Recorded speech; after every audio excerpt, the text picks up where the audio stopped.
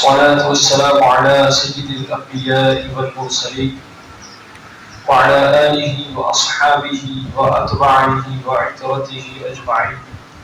أما بعد، فأعوذ بالله من الشيطان الرجيم.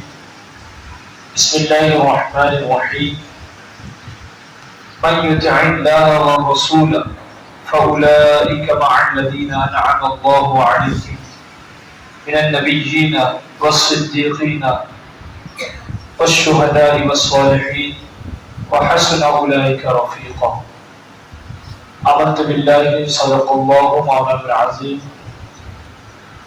آئیے جس طریقے سے میں پڑھاؤں میرے ساتھ مل کر نہایت ہی عقیدت و محبت میں ڈوب کر خوش نصیبی سمجھتے ہوئے نبی برحق شفیع امت انیس بے قصا معلم کائنات خود نظارہ شہر آرزو جان تمنا مرکز عقیدت قبلہ محبت حضور نبی اکرم صلی اللہ علیہ وسلم کی مقدس بارگاہ میں ہدیہ درود و سلام پیش کریں. جس طریقے سے پڑھا میرے ساتھ مل کر پڑھے. الصلاۃ والسلام علیک یا رسول اللہ،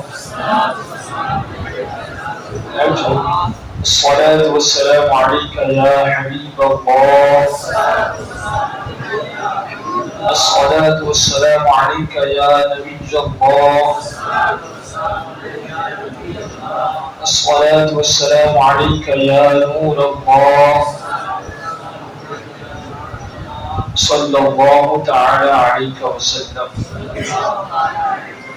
اللہ تعالیٰ کا بے پناہ فضل ہے، کرم ہے، اس کی عطا ہے کہ ہم اور آپ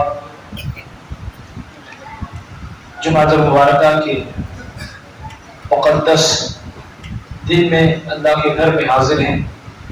اللہ تبارک و تعالیٰ ہماری حاضری کو حاضر خیر میں قبول فرمائے اور ہم سب کو دو جہاں کی بھلائیاں نصیب فرمائے اور جمعۃ المبارکہ کے ادا کرنے والوں میں ہم سب کا نام شامل فرمائے.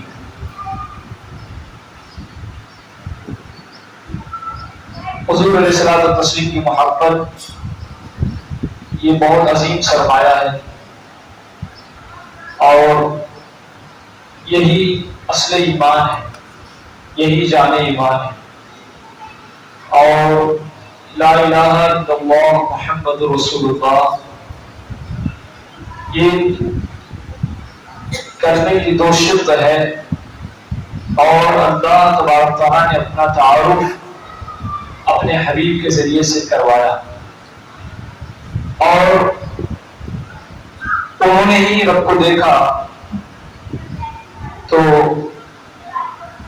ان کے کہنے سے ہم نے خدا مانا اور خدا ہی خدا کو ایک مانا. اقوام عالم کا معاملہ ہے کہ وہ کون کون سے خداؤں کو، کتنے خداؤں کو مانتے ہیں اور کس کے کہنے پر مانتے ہیں وہ خود جانتے ہیں، لیکن ہم نے خدا کو مانا ہے تو کسی ایک کے کہنے پر مانا ہے. اس ایک نے ایک کا پتہ دیا ہے اور یہی وجہ ہے کہ اللہ تبارک و تعالیٰ نے اپنے محبوب کی محبت کو لازمی قرار دیا ہے کہ اگر محبوب سے محبت نہیں کرو گے تو تم میری محبت کا دعویٰ بھی جھوٹا ہے. اگر محبوب سے محبت کرتے ہو تو مجھ تک پہنچ سکو گے، اللہ فرماتا ہے. اور اگر محبوب سے ہی محبت نہیں کرو گے تو مجھ تک پہنچنا تمہارے لیے مشکل ہے. اور اگر تم محبت کے دعوے دار ہو تو اگر رسول اللہ کی اطاعت نہیں کرو گے تو میری اطاعت ہی نہیں ہوگی، اور اگر تم نے ان کی اطاعت کر لی تو گویا میری اطاعت کر لی. ان چیزوں کو اللہ تعالیٰ نے لازمی طریقے سے قرآن پاک میں سمجھایا ہے. پڑھنے والے اس بات کو پڑھتے ہیں، محسوس کرتے ہیں، سمجھتے ہیں. اسی لیے کلمے کے دو جز ہیں اور وہ جز ایسے ہیں کہ انہیں الگ نہیں کیا جا سکتا. لا الہ الا اللہ کہ اللہ کے سوا کوئی معبود نہیں اور محمد رسول اللہ، محمد صلی اللہ علیہ وسلم اللہ کے رسول. یہ دو جز ہیں، انہیں الگ نہیں کیا جا سکتا. اور دوسرے جز میں بندے اور خدا کا تعارف ہو جاتا. محمد رسول اللہ، محمد اللہ کے رسول ہیں. پتہ چلا کہ محمد صلی اللہ علیہ وسلم یہ خدا نہیں، رسول اللہ ہے، وہ اللہ کے رسول ہیں، لہذا خدا بھی نہیں ہے، خدا سے جدا بھی، خدا بھی نہیں اور خدا سے لازم و ملزوم ہے۔ جہاں ذکر خدا ہوگا وہاں ذکر حبیب ہوگا، اور جہاں ذکر حبیب ہوگا وہاں ذکر خدا ہوگا، لازمی ہے۔ اللہ تعالیٰ نے ایسا نظام، اے محبوب جو تجھ سے محبت کرے گا وہ مجھ سے محبت کرے گا، اور جو مجھ سے محبت کرے گا وہ ضرور تجھ سے محبت کرے گا۔ اس لیے اللہ تعالیٰ نے اپنے نام کے ساتھ اپنے محبوب کا ذکر کروا دیا، اذانوں میں ذکر کروا دیا، اقامت میں، اذان میں، نماز میں، ہر موقع سے اللہ تعالیٰ نے اپنے حبیب کو یوں تنہا نہ چھوڑا بلکہ ہر جگہ اپنے حبیب کا ذکر کروایا۔ قرآن پاک میں متعدد مقامات پر اللہ تعالیٰ نے اپنے حبیب کا ذکر، ایک بیوقوف اسلام کو بدنام کرنے کے لیے اس نے کہا کہ قرآن پاک سے تو ثابت ہی نہیں ہے کہ محمد اللہ کے رسول ہیں، پھر یہ کہاں کا مسلمان بیوقوف بناتے ہیں یا ان کی کتابوں میں کہا، تو ایسے ایسے لوگ بھی آ جاتے ہیں مارکیٹ میں سستی شہرت حاصل کرنے کے لیے، اور وہ کہتا ہے کہ میں مسلمان ہوں، میں نے دیکھیے پڑھا ہے قرآن پاک، اور میں قرآن پاک سے ہی ثابت نہیں ہے کہ محمد اللہ کے رسول ہیں۔ نعوذ باللہ، جان بیوقوف، قرآن پاک پڑھائی نہیں کبھی، وہ آنکھ کھولا تو مشرکانہ رویے میں آنکھ کھولا تو نجس اور پاکیزہ اور ناپاک چیزوں پہ تمیز نہیں کرتا تھا، ایسے دور میں آنکھ کھولا ہے اور آنکھ کھول کر اتنی بھی تمیز نہیں ہے کہ وہ کچھ اگر کہنا چاہے تو کہنے کے لیے دلائل صحیح ہونا چاہیے، ایویڈنس، پروف اچھے ہونا چاہیے۔ بیوقوف کو معلوم ہے قرآن پاک میں نام واقع ہے، سورہ فتح میں محمد رسول اللہ والذین معه اشداء على الكفار رحماء بینهم تراهم رکعا سجدا یبتغون فضلا من اللہ ورضوانا، قرآن پاک میں کہ محمد اللہ کے رسول ہیں، پڑھائی نہیں کبھی، اور ایسے لوگ کو مائک مل جاتا ہے، پبلسٹی مل جاتی ہے، بیوقوف بناتے ہیں لوگ، اور آپ اسی جاری لگا صحیح بات، جب اس نے کہا یہ مسلمان تھا اس کا مطلب اس نے کہا ہے تو صحیح ہوگا، کیا پتا وہ مسلمان بھی تھا کہ نہیں تھا، کیا صرف نام لگانے سے مسلمان نہیں؟ نبی کے بارے میں جانکاری ہونا ضروری ہے۔ ہم جس نبی کو مانتے ہیں ایسے نہیں کہ بس ہمیں میں مان رہے، نہیں، ہمارا نبی سچا ہے، اچھا ہے، پکا، اور اللہ تعالیٰ ان کی رسالت کی گواہی خود قرآن پاک کا عطا فرماتا ہے، اتنا مضبوط، وہ کوئی اور کا، کسی اور کا خدا ہوگا، کسی اور کا کوئی نبی ہوگا، کسی اور کا کوئی رہبر ہوگا جو انہیں گمراہ کرتا ہوگا، ہمارا نبی کبھی ہمیں گمراہ نہیں کیا، تشنا نہیں چھوڑا، انہوں نے زندگی کے پیدا ہونے سے لے کر مرنے تک کی، اور اس کے بعد جو معاملات ہوں گے تمام چیزوں کی گواہی اور تمام چیزوں کی باتیں میں بدلا دی، کوئی چیزیں پوشیدہ نہیں رکھی، انہی کی محبت کی بات چل رہی ہے، اسی نبی کی محبت کی بات چل رہی ہے۔ لوگوں نے ایک لیڈیز ہے، وہ بھی نانجار کس بیک گراؤنڈ سے معلوم نہیں، شمام کباب میں ان کی زندگی گزرتی ہے۔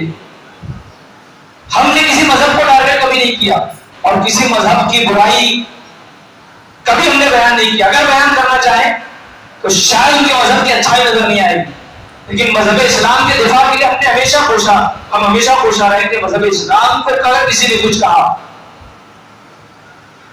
یہ آسمانی نظام ہے، خدا کا کلام ہے، خدا کا قانون ہے، اگر اسے کوئی چھیڑے گا تو پھر اس کے دفاع میں ہمیں آنا ضروری ہوگا، ہمارے ایمان کا تقاضا یہ ہے، اس کے دفاع کے لیے کوشاں رہیں گے، ہم اس کے حوالے سے گفتگو کریں گے۔ ہم نے تمہارے مذہب کو نہیں کہا کہ تمہارا مذہب کہاں سے ہے، کیا کیا تم نے، کیا نہیں کیا، تمہارے پیشوا نے کیا کیا، کیا کیا حرکتیں کی، ہم نے نہیں کبھی اس کا ذکر کیا، ہم نے اپنے مذہب کی تعریف کی۔ اگر اپنے مذہب کی تعریف کرنا گناہ ہے تو پھر آپ کیوں کرتے ہیں اپنے مذہب کی تعریف؟ ہم اپنے مذہب کی تعریف کرتے ہیں، آپ ہمارے مذہب کو کوئی چھیڑے گا یا غلط بیانی سے کام لے گا تو پھر اپنے مذہب کا دفاع کرنا بھی ہماری شرعی ذمہ داری ہے، اخلاقی فریضہ ہے ہمارا کہ ہم اس کا دفاع بھی کریں۔ ہم نے کسی کو نہیں چھیڑا۔ ایک کہتی ہے کہ وہ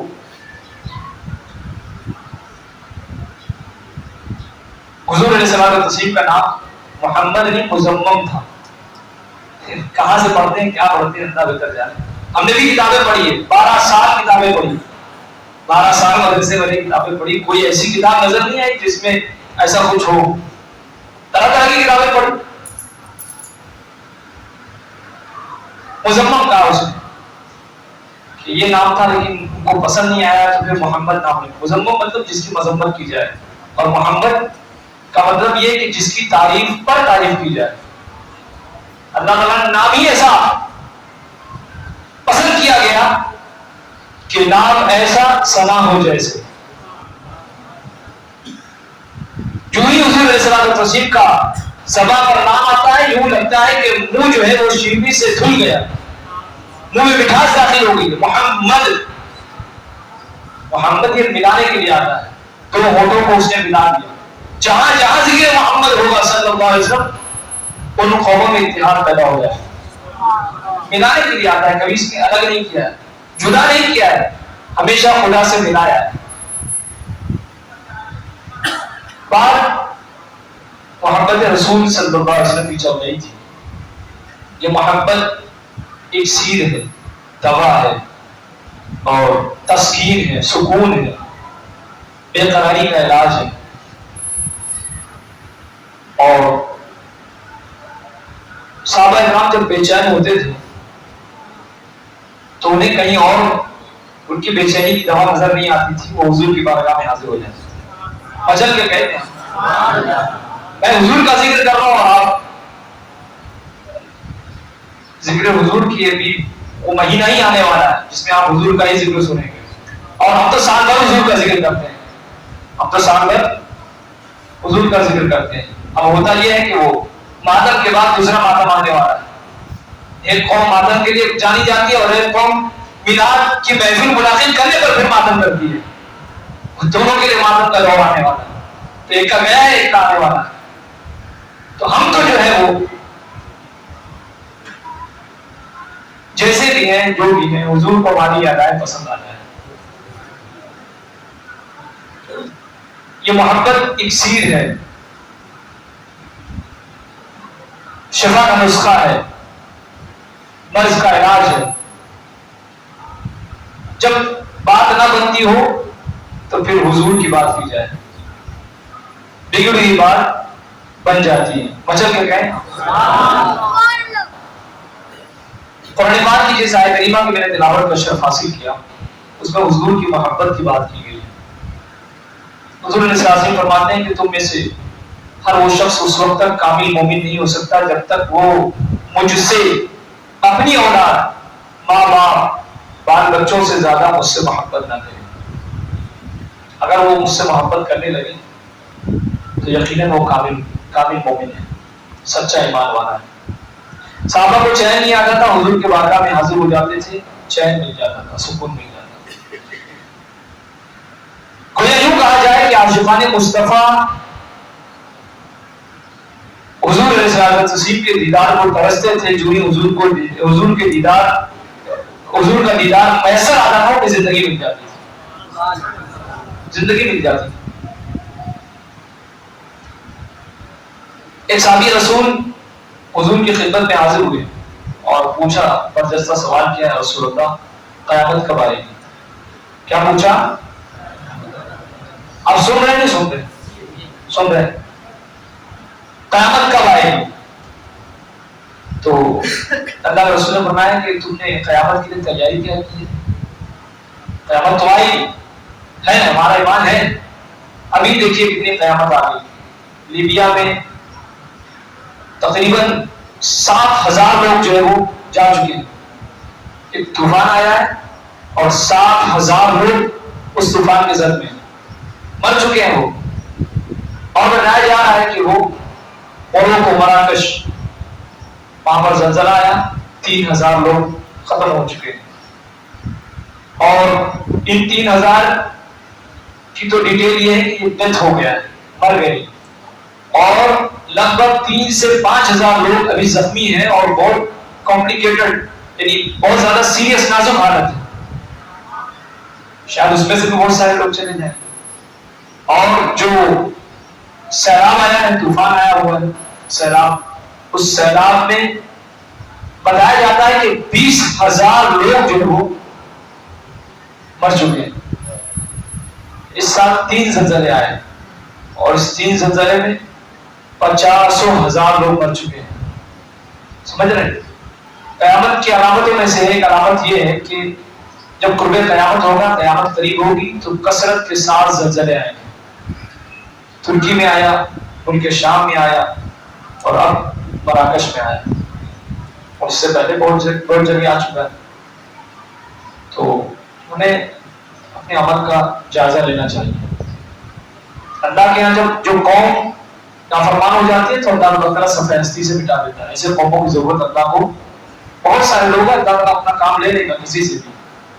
تو ہم اور آپ کو کھلا رہا ہے، تو ایسا نہیں کہ اللہ تعالیٰ کو ہم سے کوئی امید ہے کہ یہ ہماری عبادت کرے گا. نہیں، اللہ محتاج ہی نہیں ہے، اللہ مصمد، اللہ بے نیاز ہے.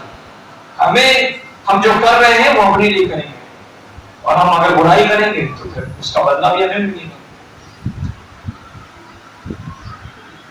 تو صحابی رسول نے پوچھا، رسول اللہ قیامت کب آئے گی؟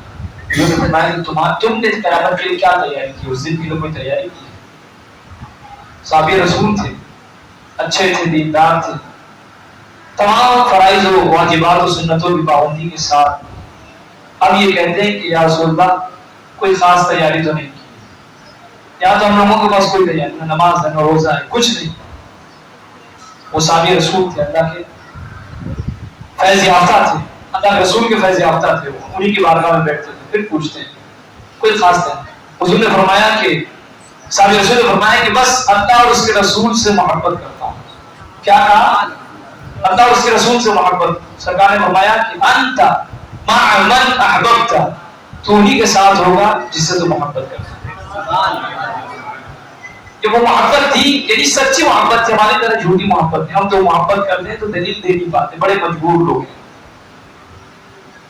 بڑے بھولے ہیں، بڑے مجبور لوگ ہیں.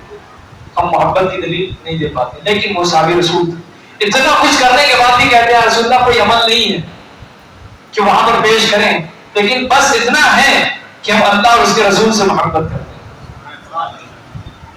سرکار نے فرمایا کہ تمہارا حشر انہی کے ساتھ ہے جن سے تم محبت کرتے ہو. روایت میں آیا کہ ایک نبی ایک صحابی رسول حضور کی بارگاہ میں آئے، اور آنے کے بعد عرض کرتے ہیں یا رسول اللہ، فقال یا رسول اللہ، اے اللہ کے رسول. حدیث پاک کا متن ہے، میں آپ کی خدمت میں پیش کرتا ہوں. انک لاحب الی من نفسی، اے اللہ کے رسول میں آپ کو اپنی جان سے زیادہ محبت کرتا ہوں. صحابی رسول کے جملے ہیں، یہ ایسا نہیں کہ بناوٹ ہے کہ ہم نے دنیا کی محبت میں نہ جانے کیا کیا کیسی کیسی محبت ہم کرتے ہیں، جانتے ہیں سب. لیکن یہ صحابی رسول اللہ کے رسول کی بارگاہ میں کہہ رہے ہیں، اور حضور سامنے ہیں، روبرو ہے جلوہ یار کے، اور پھر اس کے بعد کہہ رہے ہیں یا رسول اللہ میں اپنے نفس سے زیادہ، اپنے آپ سے زیادہ آپ سے محبت کرتا ہوں. وَإِنَّكَ لَأَحَبُّ إِلَيَّ مِنْ وَالِدِي، اور یہاں تک کہ میں آپ سے اپنے والدین سے زیادہ محبت کرتا ہوں. مچل کے کہہ دیں وَإِنِّي لَأَكُونُ فِي الْبَيْتِ فَأَذْكُرُكَ فَمَا أَصْبَرَ حَتَّى آتَى فَأَنظُرُ إِلَيْكَ. میں جب گھر میں ہوتا ہوں یا رسول اللہ تو آپ کی یاد جو ہے بے چین کر دیتی ہے. گھر میں ہوتا ہوں صادر جی، جب گھر میں ہوتا ہوں تو آپ کی یاد مجھے بے چین کر دیتی ہے. میں مضطرب ہو جاتا ہوں، بے قرار ہو جاتا ہوں، بے چین ہو جاتا ہوں، اور پھر آپ کی یاد آنے لگتی ہے مجھ کو، آپ کی یاد آنے لگتی ہے. پھر میں اپنے آپ کو ضبط نہیں کر پاتا ہوں، صبر نہیں کر پاتا ہوں، یہاں تک کہ آپ کی بارگاہ میں حاضر ہو جاتا ہوں. مچل کے کہہ رہے میں آپ کی بارگاہ میں آ جاتا ہوں یا رسول اللہ، اور آنے کے بعد میں جیسے ہی آپ کو دیکھتا ہوں، میں جیسے ہی آپ کو دیکھتا ہوں دل کو اطمینان مل جاتا ہے. جیسے ہی آپ کو دیکھتا ہوں دل کو اطمینان مل جاتا ہے. وَإِذَا ذَكَرْتُ مَوْتِي وَمَوْتَكَ عَرَفْتُ أَنَّكَ إِذَا دَخَلْتَ الْجَنَّةَ رُفِعْتَ مَعَ النَّبِيِّينَ. اور پھر یہ محبت کی بات ہوتی رہتی ہے جیسے ہی میری موت کا مجھے خیال آتا ہے. صحابی رسول فرمانے اللہ کے رسول سے جیسے مجھے میری موت کا خیال آتا ہے اور آپ کے وصال کا خیال آتا ہے کہ یا رسول اللہ میں مر جاؤں گا، آپ اس دنیا سے تشریف لے جائیں گے، تو آپ جنت میں داخل ہو جائیں گے، آپ تو جنت میں چلے جائیں گے، اور آپ کو اللہ تعالیٰ نبیوں کا مرتبہ عطا فرمائے گا، نبیوں امام الانبیاء کا مرتبہ عطا فرمائے گا، آپ تو وہیں پر رہیں گے۔ اور جب میں جاؤں گا جنت میں تو ڈر اس بات کا ہے کہ میں آپ کو وہاں نہیں دیکھ پاؤں گا، آپ کس مقام پر ہوں گے، میں کہاں ہوں گا، سیاست میں آپ کو نہیں دیکھ پاؤں گا۔ تو اس بات سے مجھے ڈر لگتا ہے، روتا ہوں، ڈرتا ہوں کہ وہاں پر آپ نہیں ملیں گے، یہاں پر تو آپ مل بھی جاتے ہو، وہاں کیسے ملیں گے آپ؟ صحابہ رسول فرما دیں۔ بس اتنا کہا، حضور علیہ السلام خاموش ہو گئے، کچھ نہیں کہا حضور نے۔ یہ بات چل ہی رہی تھی، جناب جبریل حاضر ہو گئے۔ اصل کے کہتے ہیں جناب جبریل بارگاہ رب العالمین سے وہی لے کر تشریف لائے اور پھر اس کے بعد حاضر خدمت ہوئے اور یہ آیت پڑھ کر سنائی، سورہ نساء کی آیت نمبر 69 69۔ کیا سنا ہے؟ وَمَن يُطِعِ اللَّهَ وَرَسُولَهُ، کہ جو اللہ اور اس کے رسول کی اطاعت کرے، فَأُولَٰئِکَ، تو وہ مَعَ الَّذِينَ أَنْعَمَ اللَّهُ عَلَيْهِمْ، ان کے ساتھ ہوگا جن پر اللہ نے انعام فرمایا،